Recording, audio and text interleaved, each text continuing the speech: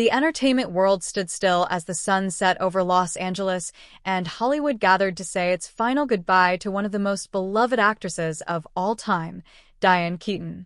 The church was draped in soft white flowers, her favorite piano melodies playing faintly in the background, and photographs from her decades-long career lining the walls, each image capturing her signature charm, humor, and unfiltered spirit.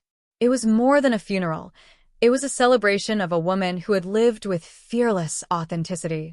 Stars filled the pews: Meryl Streep, Al Pacino, Warren Beatty, and countless others. But all eyes turned when Goldie Hawn stepped forward to deliver the tribute that would leave the entire world stunned.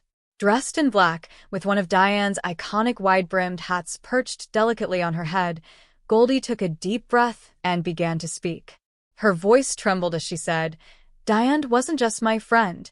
She was the kind of woman who reminded you to love life, even when it made no sense." The room fell silent, every whisper fading into the sound of quiet sobs. Goldie shared how she and Diane first met in the 1970s, two women trying to navigate fame in a world that wasn't always kind to outspoken, fearless souls. "We bonded over laughter," Goldie said with a soft smile, "and that's how I'll remember her, laughing, with that ridiculous hat, always finding something beautiful in the mess." She paused, holding back tears, and then continued, "Diane told me once that growing old wasn't something to fear. She said it was a privilege denied to many. And she lived that truth, joyfully, wildly, beautifully." As she spoke, Diane's daughter, Dexter, and son, Duke, wiped away tears, visibly moved by Goldie's words. Goldie then unfolded a small piece of paper, a letter Diane had written years ago, tucked away in one of her old journals. Her voice broke as she read, "If you ever stand up to speak about me, don't make it sad. Say something funny. Life's too short for tears, even at funerals." The crowd chuckled softly, and for a brief moment, the entire room felt Diane's spirit, playful, bold, and alive. Goldie smiled through her tears and said, "So here it is, Diane. I still can't pull off those hats like you did. And no one ever will." The laughter that followed turned into applause, a wave of emotion that rippled through every corner of the church. Behind the humor, though, was heartbreak, a realization that an era had truly ended. Goldie concluded with a message that would be replayed around the world. "You didn't just change movies, Diane. You changed how women saw themselves. You showed us that we could be weird, loud, complicated, and still be loved."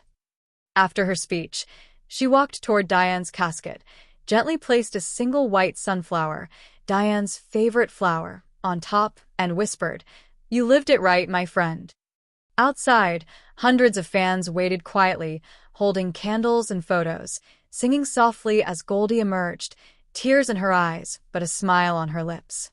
Reporters asked her for a statement, but she simply said, "The world lost a legend, but I lost a sister." Within hours, clips of the tribute went viral online. Fans from across the globe posted memories, movie clips, and heartfelt messages under the hashtag Thank You Diane, flooding social media with love. Fellow actresses called Goldie's tribute the most beautiful farewell Hollywood has ever seen. Even in her absence, Diane Keaton managed to do what she always did best: bring people together through laughter, love, and truth. Her funeral wasn't just the end of a life.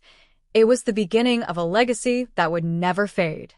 And as the lights dimmed in the chapel and Goldie looked up one last time, she whispered what everyone was thinking: "There will never be another Diane Keaton."